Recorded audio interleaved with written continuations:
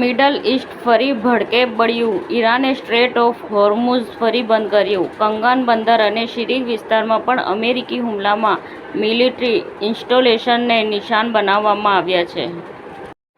ભારત બાંગ્લાદેશ સરહદે હોબળો, બંને દેશોની સેનાની વચ્ચે તણાવ. બીએસએફ દ્વારા કથિત રીતે એક બાંગ્લાદેશી નાગરિકને પરત મોકલવાની કાર્યવાહી બાદ સરહદ પર ભીડ એકઠી થઈ. પેટ્રોલ, એલપીજી, ડીઝલના ભાવ ફરી વધી શકે છે.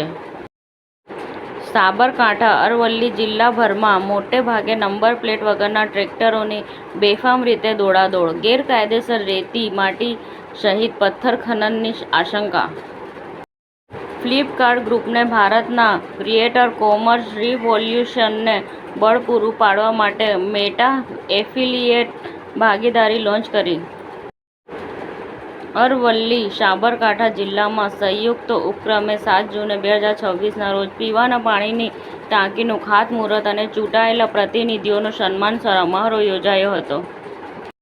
ખાનપુરમાં એક પેડ માં કે નામ અભિયાન અંતર્ગત વૃક્ષારોપણ કરવામાં આવ્યું. હનુમાન મંદિર ચોરી કેસમાં 2 આરોપી ઝડપાયા. ₹9.65 લાખનો મુદ્દામાલ જપ્ત કરવામાં આવ્યો. આઇકોનિક વ્હાઇટનો જીતનો સિલસિલો વિશ્વમાં સૌથી ઝડપથી વિકસતા મિલિયોનેર વ્હિસ્કી બ્રાન્ડ તરીકે ચાલુ જ છે.